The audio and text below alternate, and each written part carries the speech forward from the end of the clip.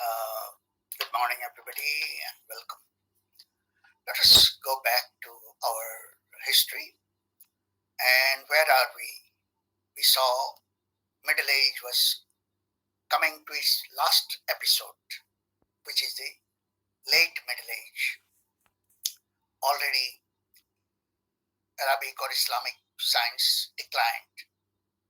It declined from Spain, declined in the East also because Arabian Empire was on the defensive. It was dismembered and it became quite orthodox. It was the Europe which really at that time tried to uh, collect the knowledge into universities, newly grown universities. But it was very much charge centered. Even the universities were actually charged things, charged entities, more interested in theology, religion, and things which are connected with religion. They were trying to do some practice of knowledge, but only those knowledge which were safe for Christianity. So first they avoided Greek philosophy completely, but then one schoolman, as they called them, scholar, great scholars who were leading the universities. One of them who gave a different theory, a different approach. Do you remember his name? The one who wanted to welcome Greek philosophy. You have to be with the subject a little bit, otherwise you will not enjoy it. Do you remember his name? Anybody? In the Paris University, he was a scholarly man, but also a priest. Aquinas, Thomas Aquinas. Please remember his name, because he made a big difference. Big difference. What difference he made? What is it called? The new approach in practice of knowledge in Europe. এটাকে কি বলে? যে উনি যে নতুন যে ধারা প্রবর্তন করলেন গ্রিক ফিলসফি সম্বন্ধে, সেটাকে কি বলা হয় সাধারণত? Anybody? Shanankar, do you remember? আকিনাস কি বলেছিলেন? ওনার বইটার নাম হলো সুম্মা থিওলজিকা। সুম্মা মানে টোটাল, সুম্মা সাম থেকে আসছে, সাম যোগফল, সুম্মা থিওলজিক্যাল মানে ধর্মতত্ত্বের শেষ কথা। সেখানে উনি একটা নতুন ধারণার প্রবর্তন করেছিলেন, সেটাকে কি বলে? এটা ওই নামে বিখ্যাত হয়ে আছে। Nobody remember? It's sad, কারণ এই ধরনের কথা মনে থাকাটা খুব স্বাভাবিক। Great Reconciliation. Now do you remember? Great Reconciliation. Reconciliation মানে পুনর্মিলন, মিলাই দেওয়া। কার সাথে কার মিলাই দেওয়া এবার বলো তো? Reconciliation between what?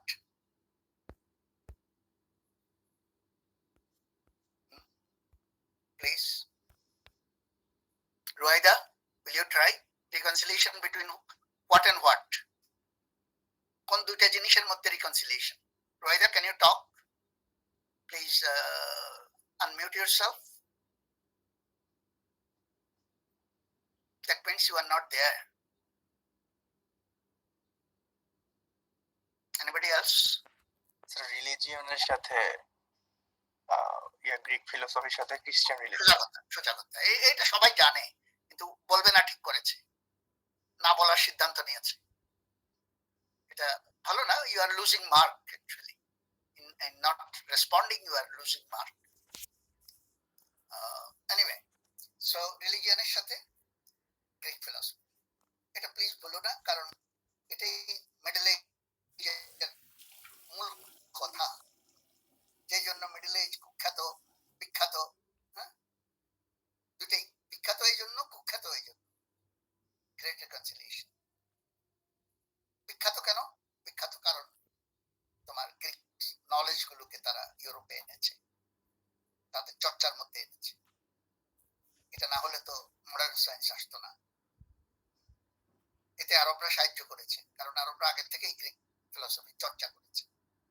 বিশেষ করে আবুরুসদের কথা বলেছি, যিনি অ্যারিস্টটলকে ব্যাখ্যা করেছেন। এর এর সুফল ভোগ করেছে কে? সুফল ভোগ করেছে ইউরোপিয়ানরা। ওরা আরবদের বই পড়েছে, অ্যাভারোসের বই পড়েছে। অ্যাভারোস মানে আবুরুস, তার বই পড়েছে এবং সেখান থেকে তারা উপকৃত হয়েছে। সিমিলারলি সায়েন্সেও, ম্যাথমেটিক্সেও। গুড। তো এটা হলো বিখ্যাত হওয়ার। আর কুখ্যাত কেন হয়েছে এটা বলো, তোমরা বলো। এটা কুখ্যাত কেন হলো তারা? স্যার এই নিজের গ্রেট নলেজ রিকনসিলিয়েশন। ধরে রাখতে পারেনি। হ্যাঁ হামজা, আবার বলো। স্যার আমি শিওর না, মানে আমার মনে হচ্ছে নলেজ ধরে রাখতে পারেনি নিজেদের মধ্যে। না না না, ওটা না। শিওর তো কেউ কিছুতে না, এটা বলতে হবে না বারবার, কিন্তু কনফিডেন্টলি বলবে, অসুবিধা নেই। ভুল হতে পারে, ভুল হতে পারে। আর আর কেউ ট্রাই করো। কুখ্যাত কেন? ধরে ওরা রাখতে পারছে, ওরাই তো পরে মডার্ন সায়েন্স এনেছে, ইউরোপিয়ান। স্যার তারা মনে হয় স্যার বেশি ধর্মের কিন্তু দিকে ঝুঁকেছে। সেটা এনেছে অনেক ঝামেলা করে। ঝামেলাটা কি? মানে অনেক বেশি ধর্মের দিকে ঝুঁকেছিল, তাতে ক্ষতিটা কি হয়েছে? ধর্মের দিকে ঝুঁকা তো খারাপ জিনিস না, ক্ষতিটা কোথায় হয়েছে? জ্ঞান সাংঘাতিক দিক ক্ষতি হয়েছে, সাংঘাতিক মানে ব্যাপার হয়েছে। আবার বলো, শুনতে পাইনি। তারপরে স্যার ধর্মের দিকে আবার বলো। ধর্মের দিকে স্যার ঝুঁকার কারণে স্যার ওরা তো গোড়ামির দিকে স্যার বেশি ঝুঁকে গেছিল। মনে করেন স্যার মানে কোরআনের দিকে না, ওদের কোরআন ছিল না, ওদের বাইবেল ছিল। বাইবেল ছিল এবং ধর্ম নিয়েই ওরা গোড়ামি করেছে, খুবই গোড়ামি করেছে, এবং এরিস্টটলকে ধর্মের ভিতরে ঢুকে ফেলেছে। তাতে অসুবিধাটা কি? এরিস্টটলকে ধর্মের ভিতরে ঢুকাই ফেলার অসুবিধাটা কোন জায়গায়? স্যার তখন মেবি স্যার ওরা সায়েন্স ভালো মতো প্র্যাকটিস করতে পারে না স্যার, ধর্মের কারণে ওখানে ব্যারিয়ার ছিল না ঠিক আছে, তাদের সায়েন্সটা এগোয়নি, দ্যাটস ওয়ান রিজন। এটা ভালো, কিন্তু তার চেয়েও খারাপ জিনিস আছে। সায়েন্স এগোয়নি, দ্যাট আই আন্ডারস্ট্যান্ড, কিন্তু তার চেয়েও খারাপ কিছু হয়েছে। সেই খারাপ কিছুটা কি? ধর্মের মধ্যে এরিস্টটলকে আঘাত বলে বলবে নাকি মাসুদ?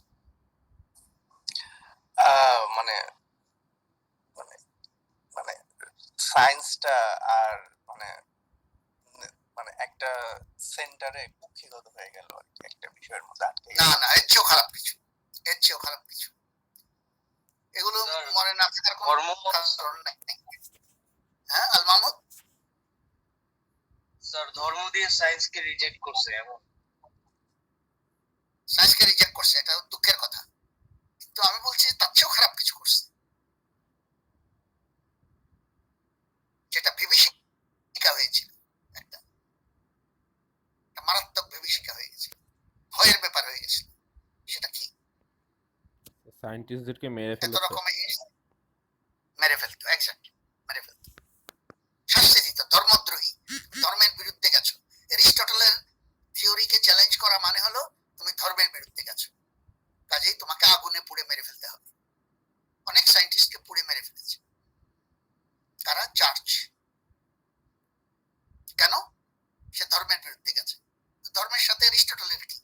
ওই যে গ্রেট রিকনসিলিয়েশন, দুইটাকে এক করে ফেলছে। যাহা ধর্ম তাহাই এরিস্টটল। কাজে এরিস্টটল তো আমরা সায়েন্টিস্ট হিসেবে জানি, আমরা তাকে তো ধর্মগুরু হিসেবে জানি না, এবং সে নিজেও দাবি করে নাই সে ধর্মগুরু, সে নিজে সায়েন্টিস্ট ফিলসফার হিসেবে দাবি করেছে। এরিস্টটল নিশ্চয়ই এটা পছন্দ করতো না যে তার জন্য মানুষ মেরে ফেলতেছে, কিন্তু ওরা তাই করেছে। ওরা এটাকে ধর্মের একটা পার্ট বানিয়ে, যে এটা বলেছে তাকে ধর্মের থেকে দুইটা শাস্তি তার, একটা হলো পুড়াই মেরে ফেলা, এটাকে তারা ভয় করতো, নাই চাইলে ভয় করবে, কে না ভয় করবে পুড়াই মেরে ফেললে, কিন্তু তারা এর চেয়েও বেশি ভয় আরেকটা করতো। সেটা কি? দ্বিতীয় আরেকটা শাস্তি ছিল, দেখি তোমরা একটা আন্দাজ করো। দ্বিতীয় শাস্তিটা পুড়াই মেরে ফেলার পর আর কি শাস্তি থাকে? একটু চিন্তা করো, একটু চিন্তার স্যার দরকার আছে। Stoning to death, sir stoning. আরে একবার পোড়ায় মারলে আর স্টোনিং টু স্টোনিং কি, ডেথ তো হয়ে গেছে। স্যার তারপরেও এটা আছে স্যার অ্যাকচুয়ালি ওই আপনার জিসাস ক্রাইস্টকে যেরকম করছে এরকম। না, আর কেউ একটু চিন্তা করবে এটা। আর ভয়ের আর একটা জিনিস ছিল, মেরে জীবন ফেলবে, তো এটা তো একটা ভয় আছে, আরো একটা ভয় ছিল। জীবন তো কবর দিয়ে ফেলা। না না না, হ্যাঁ, জীবন্ত কবর দিলে ওটাও তো মেরে ফেলা, ওটাও তো মেরে ফেলা। পড়ানো হচ্ছে ওটা ভালো বা খারাপ কিছু না, কিন্তু তার চেয়েও খারাপ কিছু আছে। ওরা মনে করতো আর তার চেয়ে খারাপ, হয়তো তার চেয়ে খারাপ না, ওরা মনে করতো যে এটা আরো খারাপ। সেটা কি? সেটা হলো পরকালে, পরকালে তাকে কন্ডেম করতো, ধর্মাচ্যুত।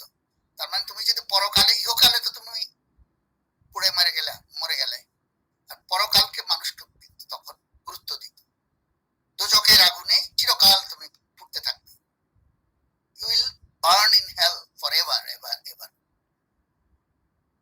কারণ ওরা যদি তোমাকে, ওদের সে ক্ষমতা ছিল, চার্চের সে ক্ষমতা ছিল বলার যে তোমাকে আমি এখানে মৃত্যুদণ্ড দিলাম, আর পরকালে তোমাকে আমি দোজখে পাঠাই দিলাম। ওই দোজখে পাঠানো না পাঠানো বা স্বর্গে পাঠানো, এটার সার্টিফিকেট দেওয়া, এই ক্ষমতাটা মনে করতো সবাই এই চার্চের আছে। বলো শরণকর, বলো। স্যার এটা তো স্যার ওরা জাস্ট মানে ধারণা করতো স্যার, মানে পরকালের ব্যাপারটা, পরকালের ব্যাপারটা মনে হয় স্যার ওরা জাস্ট ধারণা করতো, মানে এটা ওরা বলতো স্যার। তুমি যদি বিশ্বাস করো তাহলে তো তুমি সাফার করবে। ওরা তো বিশ্বাস করতো, আচ্ছা ওরা তো পরকালে বিশ্বাস করে, করতো, এখনো করে। কাজেই তারা এই যে বার্নিং ইন হেল, ইট ওয়াজ এটাই বড় শাস্তি ছিল ওদের জন্য। দুইটা শাস্তি, একটা হলো, কাজে একটা সায়েন্টিস্ট হবে কেন মানুষ, বা হলেও সে তো মুখ ফুটে কিছু বলবে না, সে তো পাবলিক নলেজ করবে না। he will not respond to public knowledge, he will not respond to public knowledge. কাজেই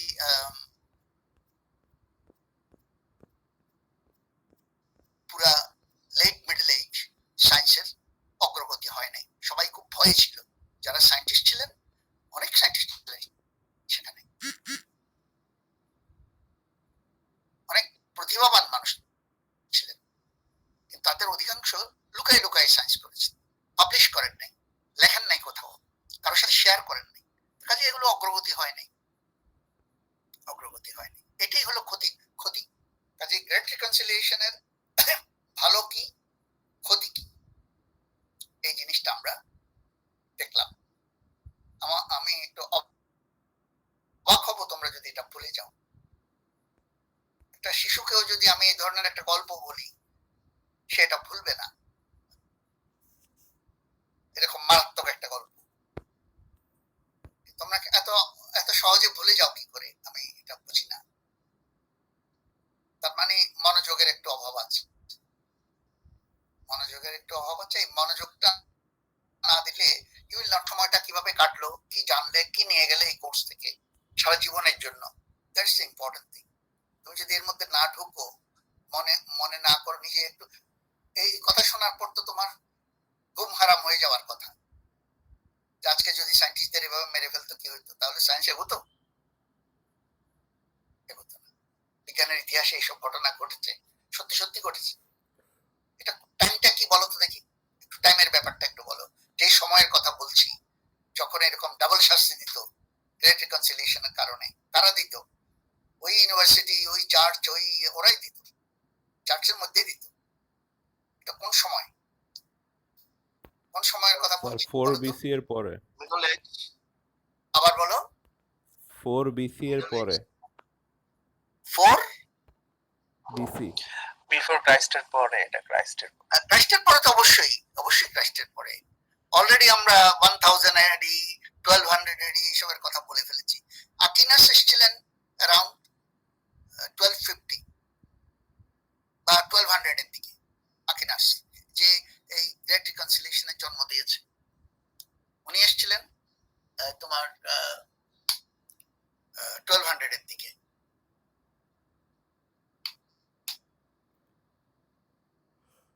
তো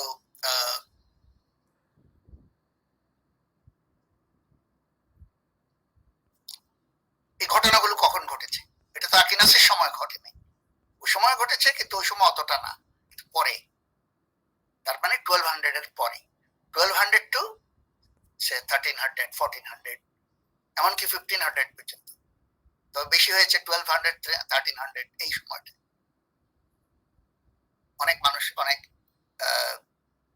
সায়েন্টিস্টকে তোমার পোড়ায় মারা হয়েছে।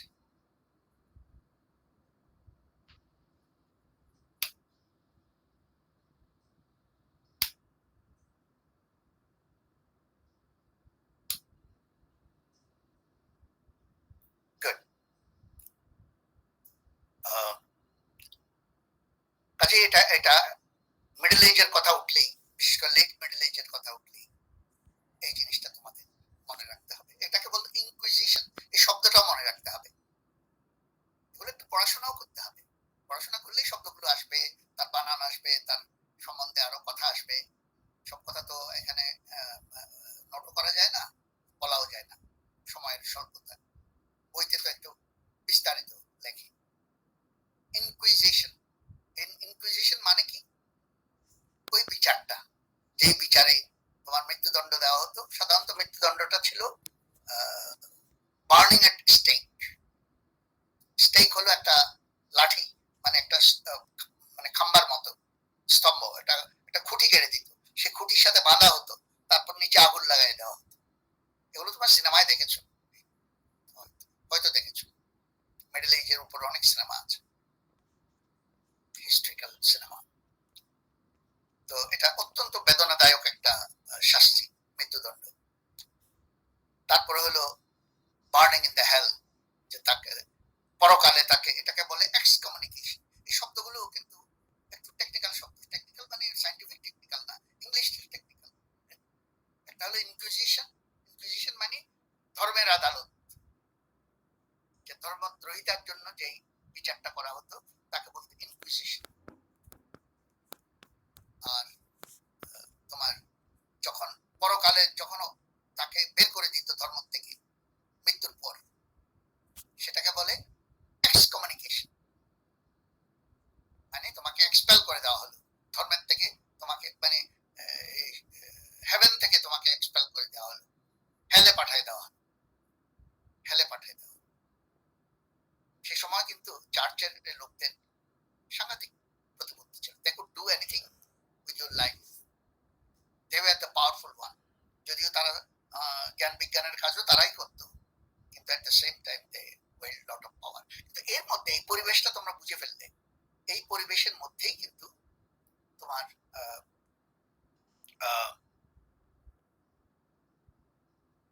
সায়েন্টিস্টরা কাজ করেছে, বা এক্সেলেন্ট সায়েন্টিস্টরা সেই সময় বের হয়েছে।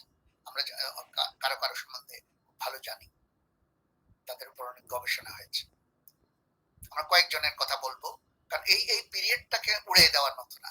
যদিও মানে একটা থ্রেটের মধ্যে কাজ করতে হয়েছে, কিন্তু অনেক সায়েন্টিস্ট এই 200 বছর 1200 1300 1400 অনেক সায়েন্টিস্ট কিন্তু তাদের কন্ট্রিবিউশন রেখেছে।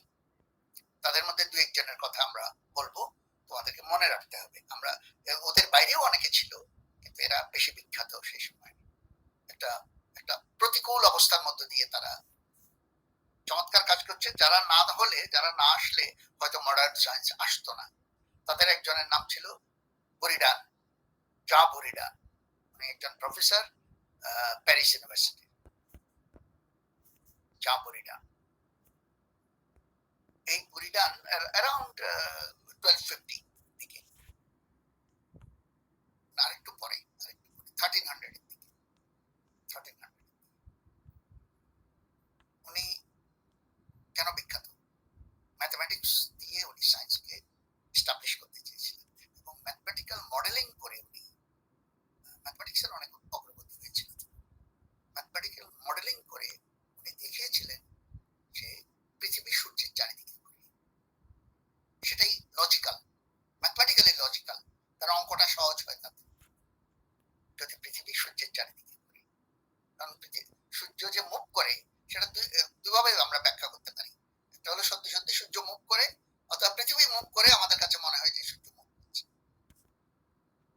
দ্বিতীয়টা ওনার ম্যাথমেটিক্যাল ইয়ে দিয়ে প্রমাণ করেছিলেন এবং ওনার বইতেও উনি সেটা এস্টাবলিশ করেছেন। এটা একটা বিরাট ঐতিহাসিক ঘটনা যে চিরকাল পৃথিবীকে সেন্টারে মনে করা হতো। এরিস্টটল কিন্তু তাই বরাবর বলেছেন, দ্যাট ওয়াজ দ্য ডক্ট্রিন, এবং ওটাই ধর্ম। উনি তার বাইরে গিয়ে ওনার ম্যাথমেটিক্স দেখাচ্ছে যে পৃথিবী বলে ওটা সিম্পল ম্যাথমেটিক্স হয়, কিন্তু এট দ্য সেম টাইম ওনার জীবনের মায়া ছিল। উনি কিন্তু পরে ওই বইয়েই লিখেছেন এটা একটা ম্যাথমেটিক্যাল মডেল, এটাকে সত্য মনে করার কোনো কারণ নেই, কারণ ধর্ম এটা বলে না, এরিস্টটল এটা বলে না, কাজে এটা সত্য নয়। কিন্তু ম্যাথমেটিক্যালি এটা, তার মানে আমরা, উনি অস্বীকার করলেন, জীবন বাঁচালেন, কিন্তু উনি কিন্তু কথাটা বলে গেলেন যে ম্যাথমেটিক্যালি আমরা ইট ইজ বেটার থিওরি যে পৃথিবী সূর্যের চারিদিকে ঘুরে। এটা এস্টাবলিশ হলো না, এটা প্রমাণও হলো না, কেউ গ্রহণও করলো না, কিন্তু এটা রয়ে গেল, বই হিসেবে রয়ে গেল। এমনি এমনি আরো অনেক কিছু যা পরিডান খুব মডার্ন জিনিসগুলো এনেছেন। স্বয়ংকর বলো। স্যার তাহলে স্যার এই যে এই বুরিদা আর স্যার কোপারনিকাস স্যার ওদের কি স্যার সময়কালটা স্যার এক নাকি স্যার? হ্যাঁ, আবার বলো। স্যার বুরিদা আর কোপারনিকাস স্যার ওদের সময়কাল কি এক? না, সময়কাল মোটেও এক না। কারণ বুরিডান কোপারনিকাসের বহু বহু আগে। উনি হলেন 1300 আর কোপারনিকাস হলো 1550। স্যার আমি তো জানি যে স্যার মানে ওই যে সূর্যের যে তত্ত্ব স্যার এটা তো স্যার এটা কোপারনিকাস করেছেন, বুরিডান তো অস্বীকার করেছেন। বুরিডান বলছেন যে ম্যাথমেটিক্স এরকম বলে, ম্যাথমেটিক্যালি আমি দেখাতে পারি, তবে এটা ঠিক না। উনি তো এটার ভিতরে আর ঢুকেন নাই, কাজেই বুরিডানকে তো আমরা ক্রেডিট দেবো না এটার জন্য, কারণ উনি তো এটা ডেভেলপ করেন নাই শেষ পর্যন্ত, ফিজিক্যালি এটা আর্গু করেন নাই, কিন্তু এটার বীজটা রোপণ করে গেছে। গুড পয়েন্ট, স্বয়ংকরের পয়েন্টটা খুব, কারণ ও যেটা বলতে চাচ্ছে তাহলে কোপারনিকাসকে কেন আমরা ক্রেডিট দিই, বুরিডানকে তো দেওয়া উচিত, কিন্তু বুরিডান যে অস্বীকার করেছে এবং এটাকে কমপ্লিট করে নাই, কারণ এটার সাথে আরো অনেক কিছু জড়িয়ে আছে, সেগুলোর উত্তর দিতে হবে। ওই উত্তরের দিকে বুরিডান কিন্তু চান, কিন্তু বীজটা বপন করে গেছে। That is important thing.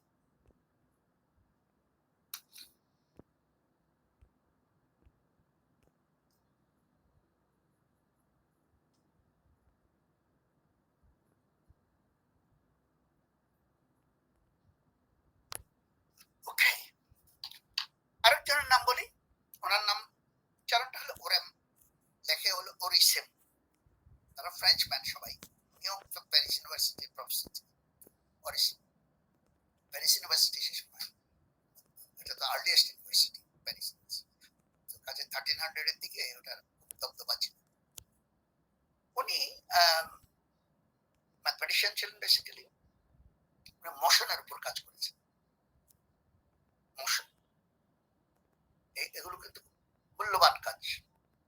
উনি দেখিয়েছেন যে একটা জিনিস যখন মুভ করে তখন তার ভেলোসিটি, তার যে স্পিড, যেটা বাড়া কমা হয়, বাড়া কমা স্পিড দিয়ে তো আমরা কোনো এটাকে ম্যাথমেটিক্যালি ডিল করতে পারবো না, সেজন্য উনি এভারেজ ভেলোসিটির কথাটা এনেছেন, এভারেজ স্পিড। এর আগে কিন্তু এভারেজ স্পিডের ধারণাটা ছিল না, এবং এই এভারেজ স্পিডের মধ্যে যে আপ ডাউন আছে সেটাকে ধরার জন্য উনি ম্যাথমেটিক্যালি ট্রাই করেছেন, যেটা ক্যালকুলাসে এখন করা হয়। তারপর গ্রাফ এঁকে যে একটা মোশনকে বোঝানো যায়, যেটা কোঅর্ডিনেট জিওমেট্রিতে আমরা এখন করি, তারও ধারণাটা প্রথম উনি দিয়েছেন। গ্রাফ এঁকে, গ্রাফ আঁকাটা শিখেছেন, কিন্তু তোমরা সবাই গ্রাফ আঁকো, স্কুলে গ্রাফ এঁকেছো, সেটা কিন্তু এই ওরেম করেছিল। তুমি চিন্তা করো, এই এভারেজ ভেলোসিটির কনসেপ্ট, গ্রাফিক্যাল কনসেপ্ট, এগুলো যদি না থাকতো তাহলে কিন্তু মডার্ন সায়েন্সের ধারণাটা আসতোই না, মডার্ন সায়েন্স চর্চাই করা যেত না, তার টুলস গুলো আমরা পেতাম না, টুলস গুলো পেতাম। কাজেই তোমার ওরেম বা ওরিসিম, ওনারও, he was also a great scientist without whom modern science would not come. আরেকজনের কথা বলি, রজার বেকন, মানে একটু আগে, আমরা একটু এদের কথাটা আগে বলে ফেলেছি, কিন্তু বেকনের কথাটা আরো আগে বলা উচিত ছিল। রজার বেকন আপনাদেরকে কিন্তু দুইজন বেকনের কথা মনে রাখতে হবে, দুজনের মধ্যে কনফিউজ করবে না। একজন হচ্ছে রোজার বেকন, যার কথা এখন বলছি, পরে আরেকজনের কথা বলবো, ফ্রান্সিস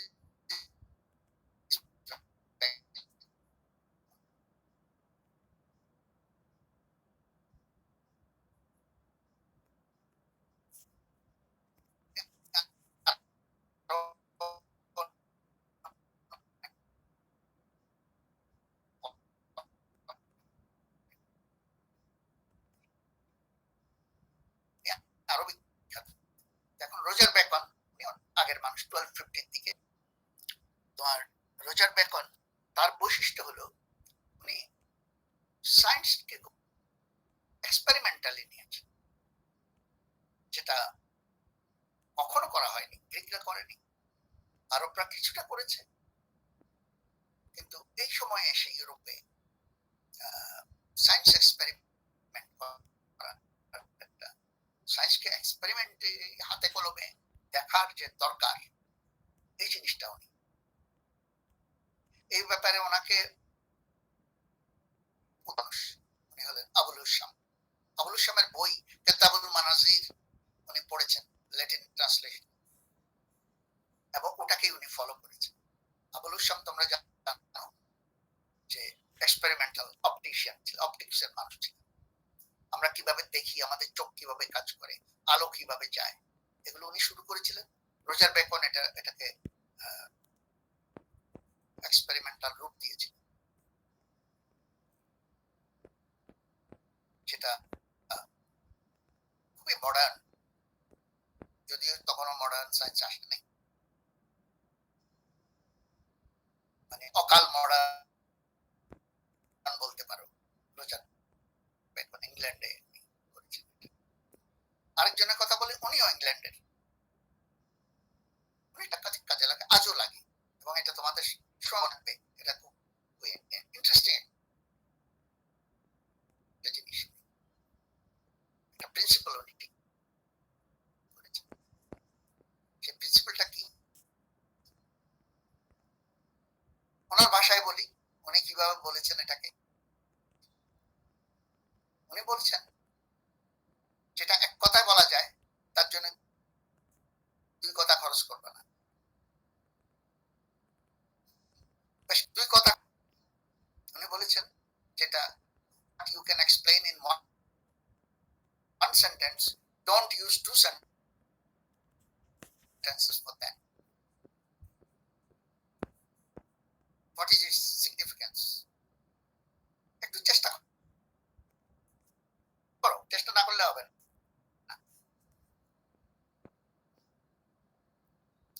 আন্দাজ করো। Will you try? Sarah, are you there? Sir আপনার কথা I বলা was স্যার talking. আমি যদি কাউকে উল্লেখ করি, একটু আনমিউট করে কথা বলার চেষ্টা করবে। যেটা এক কথায় বলা যায়, এটা দুই কথা খরচ করো না। এর দিয়ে তুমি কি বুঝলা? একটা কিছু বুঝছো, সেটা কি? It means don't over explain. It means Don't over explain. don't over explain, don't make it complicated.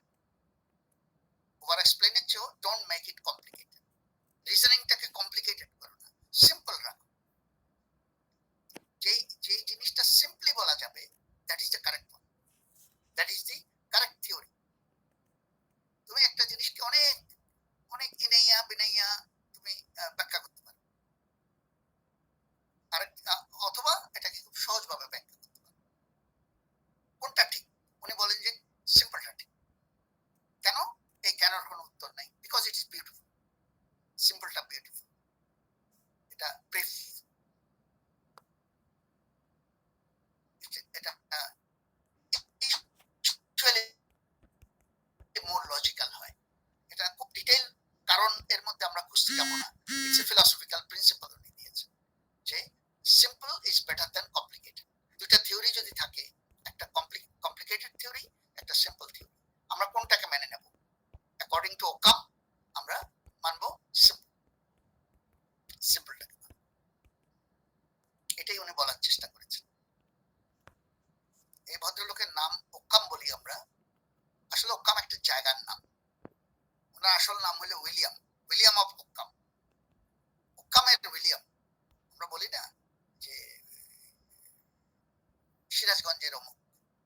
নামের পাশে জায়গার নামটাও লিখে দিই। তো ওই নামের পাশে জায়গার নাম, ওনার জন্মস্থানের নাম লিখতে গিয়ে উনি অক্ষম হয়ে গেছে। আর ওনার যে কথাটা, যে প্রিন্সিপালটা, এটারও একটা নাম আছে সুন্দর, সেটা হচ্ছে ওকামস রেজার। ওকামস রেজার, রেজার মানে কি? ইংলিশে রেজার মানে কি? রেজার ব্লেড, রেজার যেটা দিয়ে কাটে, শেপ করে, শেপ করে কাটে, এটাকে খুর, বাংলায় বলে খুর, রেজার, ছুরির মতো। তো এই এখানে এটাকে রেজর বলা হয় কেন? এটা একটা রেজার ইউজুয়ালি একটা লাস্ট ক্লিন আপ টুলের মতন দেখা হয়। যখন আমরা স্যালনে দেখি যে শেভ করে দেওয়ার পরে রেজার দিয়ে কিন্তু তারা একটা ক্লিনিং করে দেন last, so it's kind of like the last finishing touch of a clean. Finishing টাচের চেয়েও এটা হলো কেটে সিম্পল করে, বাড়তি জিনিস কেটে ফেলে, জি, বাড়তি জিনিসটা বাদ দেয়। ছুরি যেরকম বাড়তি জিনিস, রেজার যেরকম বাড়তি জিনিসটাকে ছেটে ফেলে, হ্যাঁ, এটা বাড়তি জিনিসটা ছেটে, সিম্পল সিম্পল কথা। এটা তো আমাদের ব্যক্তিগত জীবনেও, ডে টু ডে লাইফেও আমরা এই প্রিন্সিপালটা ফলো করি। তোমরা একটু চিন্তা করলে বুঝবে। ধরো তুমি বসে আছো এখন তোমার রুমে ক্লাস করছো, হঠাৎ দেখলে যে মনে হয় যে অনেকগুলো ঘোড়ার শব্দ শোনা যায়। ঘোড়া যখন দৌড়ে, তখন একটা শব্দ হয়, তাই না? শব্দ হয়, তো ঘোড়ার শব্দ শোনা যাচ্ছে। তখন তুমি তুমি দেখতে পাচ্ছ না, জানলা অনেক দূরে, রাস্তার সামনে না, দূরের থেকে শব্দটা আসছে, তো তুমি তো দেখতে পাচ্ছ না। তুমি জিজ্ঞেস করলে, এই কি হয়েছে রে, এই ঘোড়ার শব্দ কেন শোনা যাচ্ছে? তো তোমার সামনে তোমার দুজন ভাই বোন আছে। একজন বলল যে ওই আর কি, এরা ঘোড় দৌড় হবে, ঘোড়ার গাড়ি, ওদেরকে একটু এক্সারসাইজ করাচ্ছে। ঢাকায় অনেক ঘোড়া আছে না, ওদেরকে এক্সারসাইজ করাচ্ছে। আচ্ছা। আরেকজন বলল, এ না, ওই কেনিয়ার থেকে অনেক জ্যাব্রা এনেছে, প্লেনে করে অনেক জ্যাব্রা আসছে, ওই জ্যাব্রা গুলো প্লেন ভেঙে বের হয়ে গেছে, সেগুলো এখন ঢাকা শহরে ছুটে চলছে। দুইজনে দুই থিওরি দিল, তোমার কাছে চট করে কোনটা সঠিক মনে হবে? প্রথমটা স্যার। প্রথমটা, কারণ আমার আশেপাশে ঘোড়া আছে, ঘোড়ার শব্দ এটা, এটা হতেই পারে। কেনিয়ার থেকে ঘোড়া আনা হবে, প্লেনে করে আনা হবে, সেই প্লেন ভাঙা হবে, ঘোড়া না জ্যাব্রা, ঘোড়ার মতো আর কি, সেই জ্যাব্রা বের হয়ে যাবে, তারপর তোমার বাড়ির কাছে চলে আসবে। এটাও একটা গল্প, কিন্তু এই গল্প সঠিক হওয়ার সম্ভাবনা কম।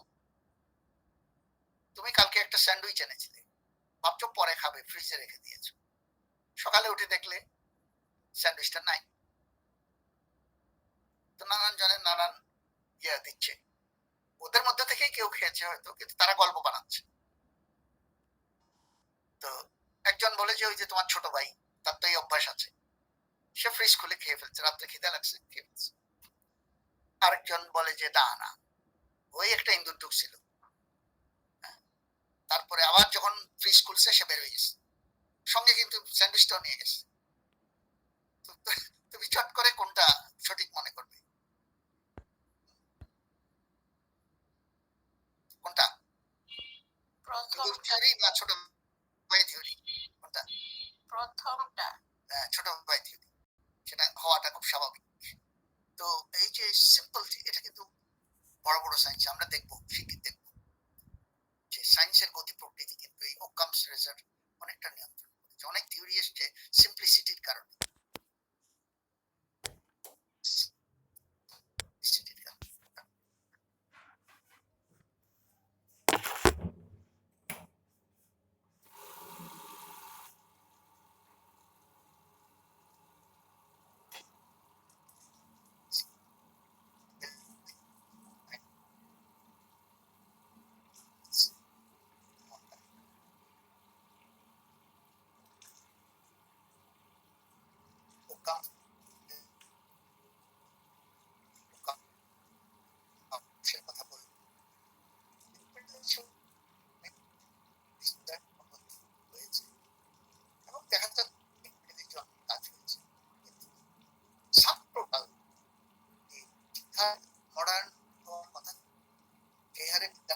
কেউ আছে এত জিনিয়াস মানুষ, এত চর্চা হয়েছে, সেই হিসেবে এগোই। তার চেয়ে বরং বিজ্ঞান অনেক ভালো অগ্রসর হয়ে এদিকে রোগ হয়। কারণ হলো ওই ভয়, এই যে তবে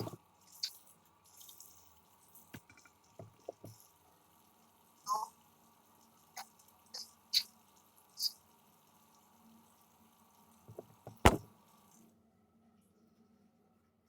একটু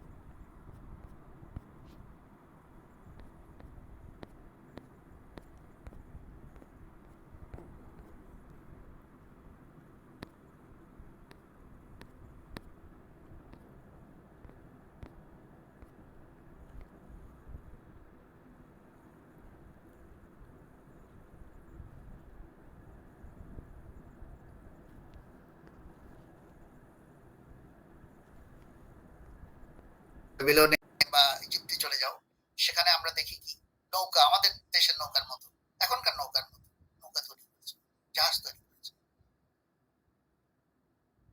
ওদের টেকনোলজি খারাপ ছিল না। আজকে জাহাজ সেদিনের জাহাজ খুব একটা বেশ কম নেই, নৌকার সাথে খুব একটা বেশ কম। এমনকি চাষবাস, লাঙ্গল, আমরা ইজিপ্টে পিরামিডে দেখি লাঙ্গল আমাদের গ্রামের লাঙ্গলের মতো, আমাদের গ্রামের লাঙ্গলের মতো। আমি একটু দেখাই আচ্ছা আগে আমরা অ্যাটেন্ডেন্সটা দিয়ে দিই, তারপরে আমরা ওখানে যাবো, দেখবো টেকনোলজি গুলোর অবস্থা, দেখবো আগাগোড়া হিস্ট্রিতে, অ্যানশিয়েন্ট হিস্ট্রিতে টেকনোলজি। মিস্ত্রিরা কিন্তু ক্রাফটম্যানরা স্লেভ লেবার, এই যে পিরামিড বানিয়েছে তারা বানিয়েছে, স্লেভরা বানিয়েছে। এবং অনেকে এটা মাপ চোখ এটা সেটা সবকিছু, হ্যাঁ কিছু ডিজাইনিং এ হয়তো সায়েন্টিস্ট ম্যাথমেটিক্স এর একটা অবদান ছিল, basically it is technology. Basically technology, কিভাবে পাথর কাটতে হবে, কিভাবে পাথরকে তুলতে হবে, তারা ঠিক করেছে, মিস্ত্রিরা ঠিক করেছে। Attendance please.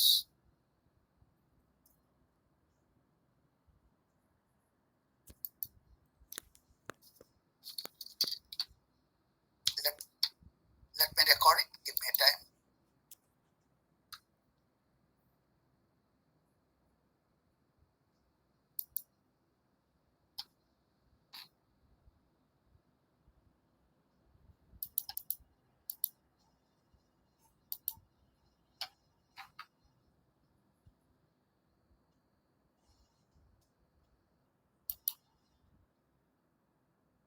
Everybody, click the attendance. Let me note.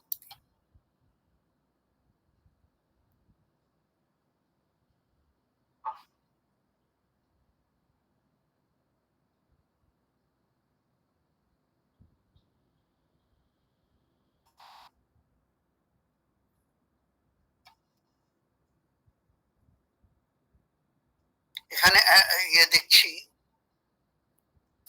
তোমার অ্যাবসেন্ট দেখছি কয়েকজন, কিন্তু অ্যাটেন্ডেন্সে তাদেরকে বাকিদেরকে পাচ্ছি না, আমাকে একটু দেখতে হবে। Rohida, are you not there? Rohida, I think she was absent, not responding.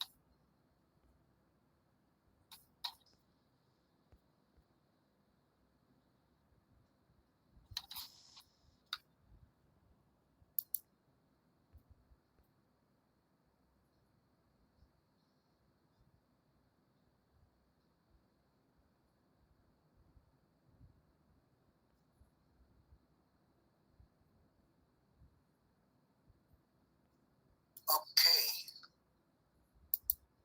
Farhana, are you there? Farhana Tabassum? Farhana Tabassum, are you there? তার মানে সে মানে দূরের থেকে বাসায় বসে মানে ক্লাসে না এসেই প্রেজেন্ট দিয়ে দিয়েছে।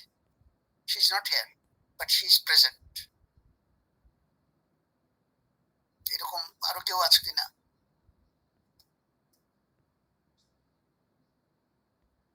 একজনেই আছে আসলে, Farhana Tabassum.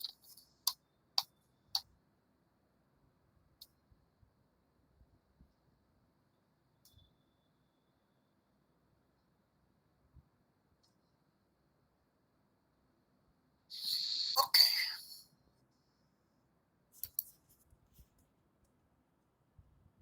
Good. One announcement. In the next class, Saturday, next class, day after tomorrow, we will, within the class চলবে, তার ফাঁকে ফাঁকে বা তার একটা সময় শুরুতে আমরা অ্যাসাইনমেন্ট ভাইবা, এটা just one question will be done on assignment. কারো কারো ক্ষেত্রে হয়তো একটা বা দুইটা question on the assignment, basic question যে অ্যাসাইনমেন্টের ভিতরে তুমি ছিলে কিনা এটা দেখার জন্য। কাজে অ্যাসাইনমেন্টের মার্ক অনেকটা নির্ভর করবে এই ভাইবার উপরে। At least half of the mark will depend on that, maybe more than half will depend on that. কাজে একটু তৈরিও থাকবে আর বি প্রেজেন্ট। প্রেজেন্ট যদি না থাকো দেন ইউ লুজ, তুমি ওই এই পার্টটা আর তুমি পেলে না, ভাইবা পার্টটা আর পেলে না। যারা আশা করি সবাই ডেডলাইনের ভিতরেই এটা পাঠিয়ে দিয়েছে। স্যার একটা কথা ছিল স্যার, ভাইবার কথাটা বুঝি নাই স্যার। বুঝো নাই মানে দুই একটা প্রশ্ন করা হবে তোমার অ্যাসাইনমেন্টের উপরে, যেটা লিখেছো তার উপরে। এটাই ভাইবা বলো, ওরাল বলি আমরা, oral assignment oral. Okay sir, okay sir. না বুঝার তো কিছু নাই। তো স্যার অ্যাকচুয়ালি শুনি নাই স্যার। শোনো নাই আপনার মানে আমার নেটওয়ার্কে একটু সমস্যা ছিল। বুঝছি। তো কথা হলো B present, don't miss it. পরে এসে বললে হবে না আমি তো ওটা দিই নাই, এখন নেন। যখন নিচ্ছি তখনই নিতে হবে, যে কোনো সময় নিতে পারবো না, এটার জন্য একটা প্রস্তুতি দরকার। কাজে এটা মনে রেখো আর কি, it's not a big deal. তুমি এত গবেষণা করেছো এটার উপরে, এইসব তোমার এমনি জানা আছে। আর এমন কি কেউ আছো যে সাবমিট করো নাই? You will lose lot of mark if you don't. আমি বলবো এখনো সুযোগ আছে, লেট সাবমিশন, এটা এক্ষুনি পাঠিয়ে দাও যদি না দিয়ে থাকো। এনিওয়ে, আমরা এখন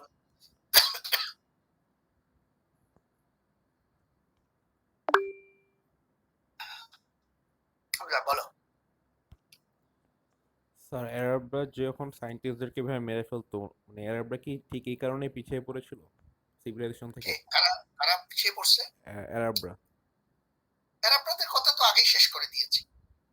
আরবদের পিছিয়ে পড়ার একটা কারণ হলো তাদের সাম্রাজ্য ধ্বংস হয়ে গেছে বিদেশি আক্রমণে, নিজেদের মধ্যে ঝগড়ায় তাদের সাম্রাজ্য ধ্বংস হয়ে গেছিল।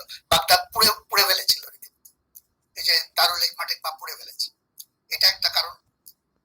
পরে যারা আসলো শাসনে তারা অত্যন্ত গোড়া ফান্ডামেন্টালিস্ট ছিল, তারা কোনো সায়েন্স টাইন্স সহ্য করতো না। ধর্মের ওই যে ইউরোপে যাওয়া হয়েছে তাই আগে তারা খুব উদার ছিল, সে উদার্যটা তাদের হারিয়ে গেছে। তারা সায়েন্সকে আর কোনো পাত্তা দিত না, তারা ধর্ম এবং অন্যান্য জিনিস নিয়ে যুদ্ধ বিগ্রহ এইসব নিয়েছে। কাজে ওরা ফলো আপ করতে পারেনি, যেটা ইউরোপ করেছে ওটা ওরা করতে পারেনি। তাদের নিজের অতীত যেটা গ্রিকদের যেরকম নষ্ট হয়ে গেছিল আরবদেরও নষ্ট হয়ে গেছে। বাকি Europe took it up. Europe যদি এটা টেক আপ না করতো তাহলে ওরাও হারিয়ে যেত।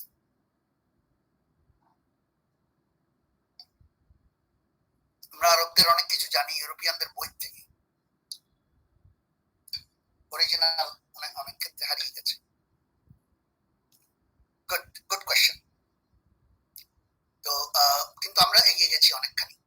আমরা অলরেডি মিডল এজের শেষের দিকে চলে এসেছি, যখন টেকনোলজিটা সায়েন্স ভালো হচ্ছে না, যা হয়েছে তা লুকানো অবস্থায় গেছে, লুকিয়ে টুকিয়ে যতখানি সায়েন্স করা গেছে।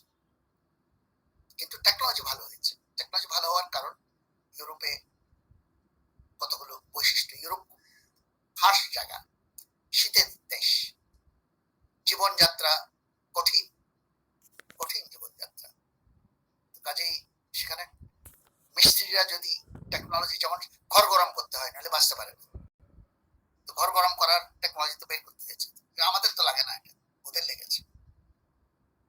এরকম অনেক কিছু লেগেছে ওদের। ওদের মানুষ কম, কাজেই প্রোডাকশন করতে হলে যন্ত্র লাগে। কাজেই ওদের জায়গা, দেশগুলো ছোট ছোট, রিসোর্স, হিউম্যান রিসোর্সটা কম। আর তাদের এমন কোনো ইয়ে ছিল না আগের গ্রিকদের মতো যে স্লেভ এনে কাজ করবে, বিদেশ থেকে স্লেভ আনবে। সেটা এক সময় ছিল, কিন্তু পরে যে সময়ের কথা বলছি সেই সময়টা সম্ভব ছিল না, তাদের অত শক্তি ছিল না।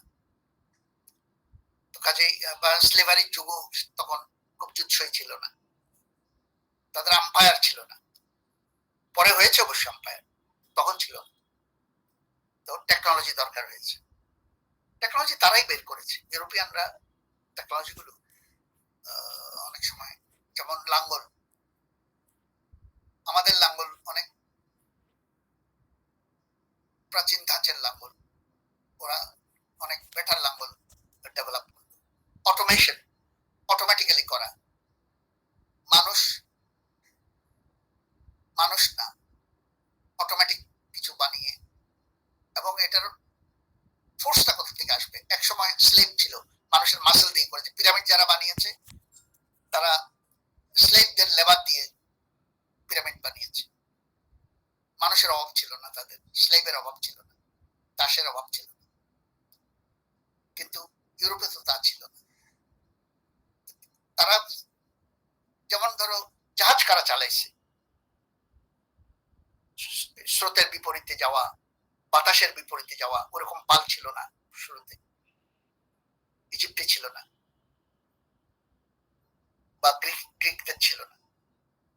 আমরা হোমারের কবিতায়ও দেখেছি, ওডিসিতে দেখেছি। তো জাহাজ কিভাবে চালাতো? স্লেভরা চালাতো, দাঁড় বেয়ে বেয়ে চালাতো, কষ্ট। জাহাজের মধ্যে 200-300 এরকম তার বাবা মানুষ বসাই দিত। এটা সম্ভব ছিল, কিন্তু ইউরোপে এটা সম্ভব ছিল না। পরবর্তীকালে মিডল এজে এটা সম্ভব ছিল। তখন ফোর্সটা কোত্থেকে আসবে? ফোর্সটা প্রকৃতি থেকে, নেচার থেকে। নেচারে কি?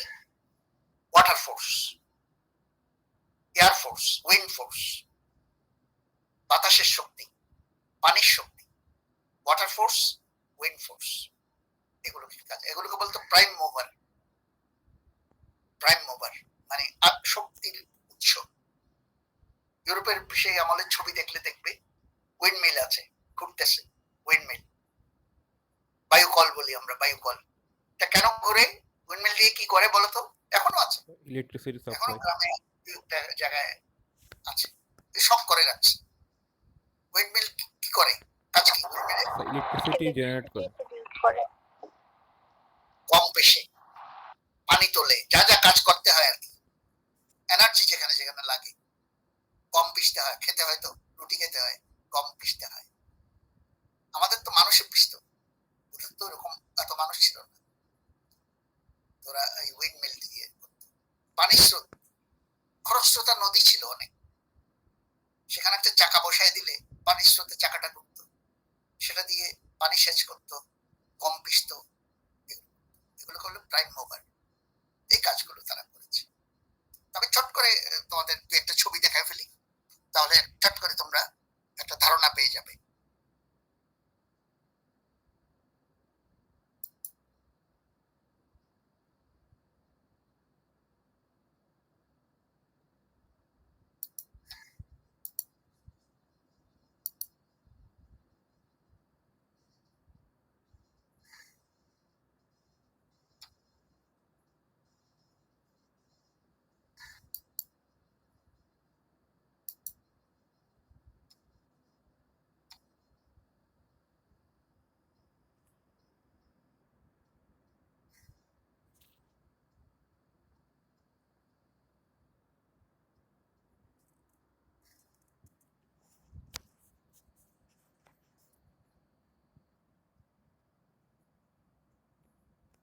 দেখতে পাচ্ছ আশা করি। আমি একটু আর্লিয়ার যেতে চাই।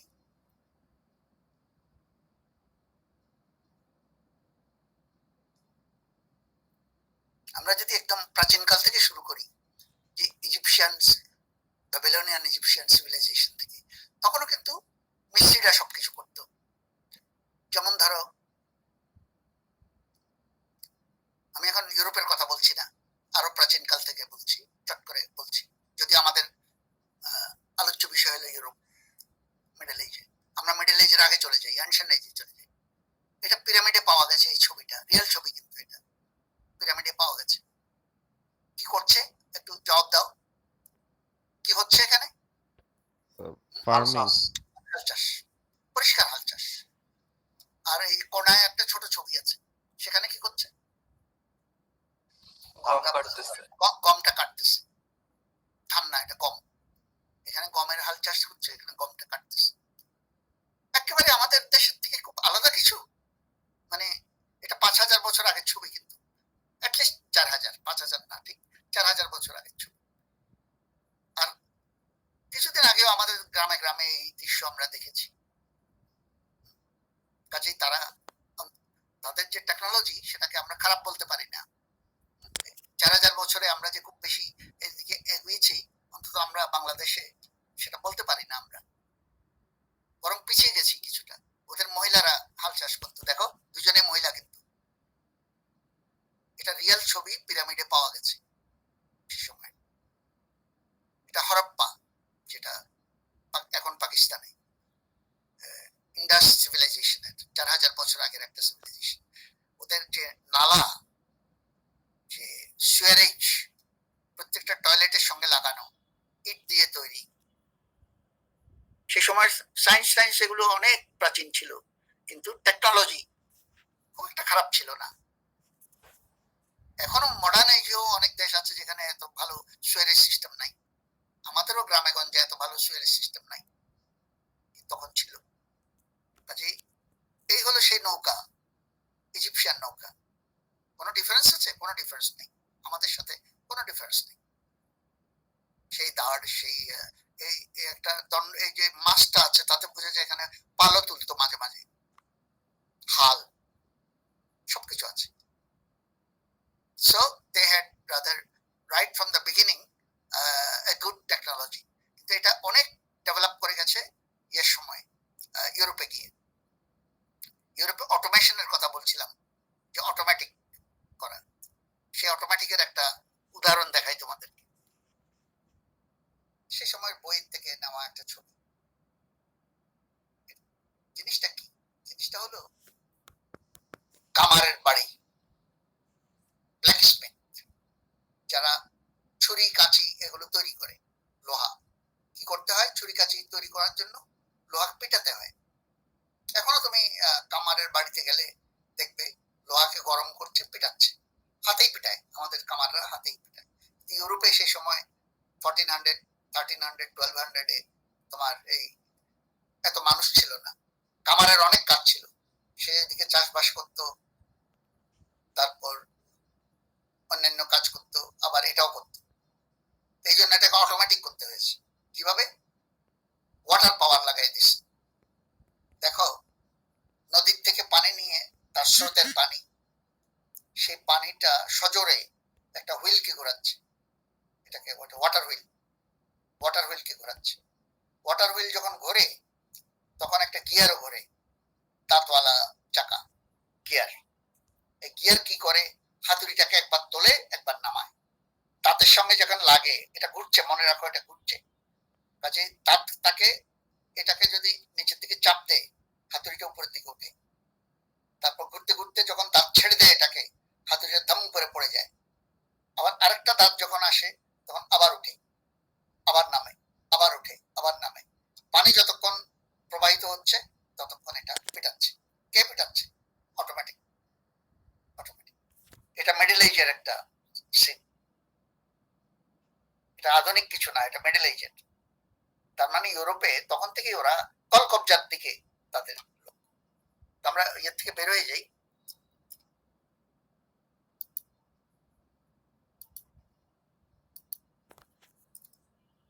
তো সায়েন্স এগোয়নি, কিন্তু টেকনোলজি এগিয়েছে। টেকনোলজির সাথে সায়েন্সের কোনো সম্পর্ক ছিল না, এগুলোর সাথে সায়েন্স এগুলো বানায়নি, এগুলো সেপারেটলি তৈরি হয়েছে। কিন্তু এটা এমন একটা এনভায়রনমেন্ট তৈরি করেছে তাদেরকে, একটু অটোমেটাইজ করা, একটু চিন্তা করা, একটু প্রকৃতির সাহায্য নেওয়া, এটা এক ধরনের সায়েন্সকে হেল্প করেছে, ইনডাইরেক্টলি হেল্প করেছে, যেটা আমাদের দেশে করে নাই, ইন্ডিয়ায় করে নাই। আমাদের দেশ তো ছিল ইন্ডিয়া, অ্যারাবিয়াতে করে নাই, ইউরোপে করেছে সেই আমলে, মিডল এজে। এখানে টেকনোলজি বিকাশ, ইন্ডিয়াতে টেকনোলজি খুব বেশি বিকাশ হয়নি। যেমন ইউরোপে লাঙ্গলটাকে ডেভেলপ করেছে, আমরা যে লাঙ্গল দেখলাম এটা ইজিপশিয়ান লাঙ্গল, সেটা নিয়ে আমরা পড়েছিলাম। কিন্তু ইউরোপে মল বোর্ড লাঙ্গল বলে, বড় লাঙ্গল, এবং এটাকে টানার জন্য ঘোড়ার ঘোড়ার ব্যবহার করেছে, যেগুলো আমরা করিনি। ওদের অনেক টেকনোলজি কিন্তু বিদেশ থেকে এসছে, চায়নার থেকে। China was a big source of technology. অনেক মানুষ ছিল চায়নায়, দরকারও ছিল টেকনোলজি চায়নায় এক সময়, প্রাচীনকালে। এবং এগুলো মেইনলি আরবরা চায়নার থেকে শিখে ইউরোপে, আরবরা নিজেরা কিছু করে নাই, কিন্তু ইউরোপকে দিয়েছে।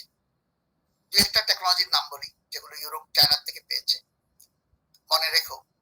একটা হলো কম্পাস, ম্যাগনেটিক কম্পাস, উত্তর দক্ষিণে থাকে, যেটা এটা চায়নায় আবিষ্কার হয়েছে, উদ্ভাবিত হয়েছে, যেটা দিয়ে জাহাজ চালাতে সুবিধা হয়ে গেছে।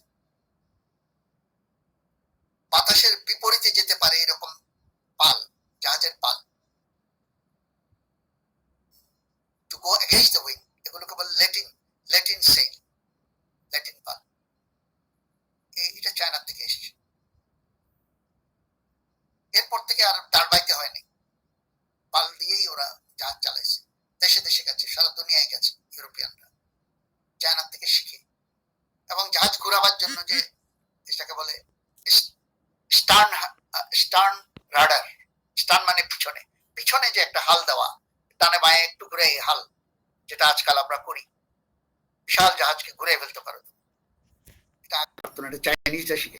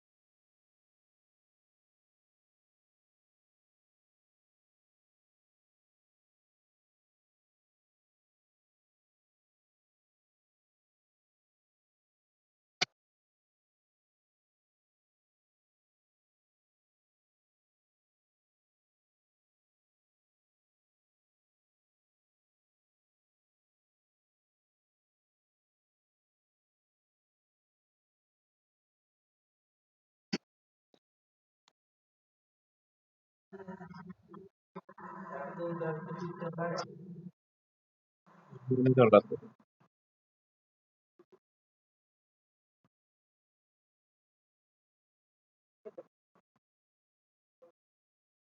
ফোন দিয়ে রাখছিলাম।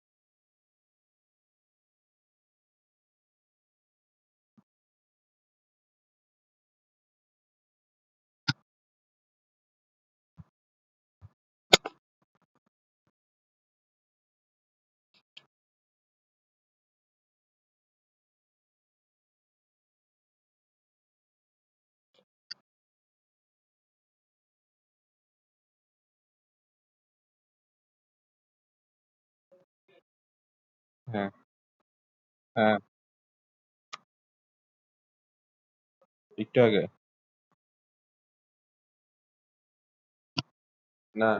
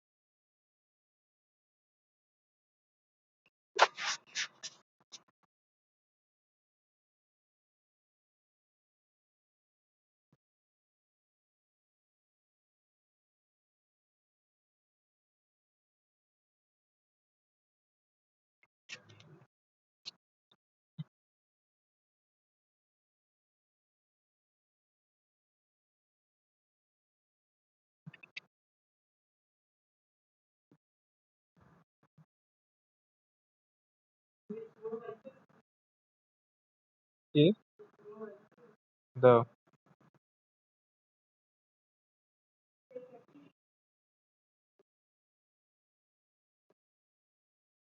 কি? চা নাই?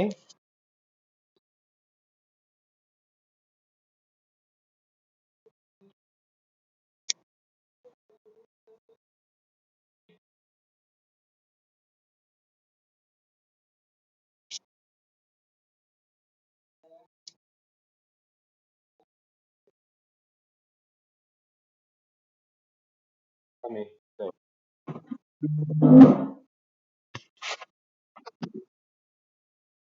আমি দাও।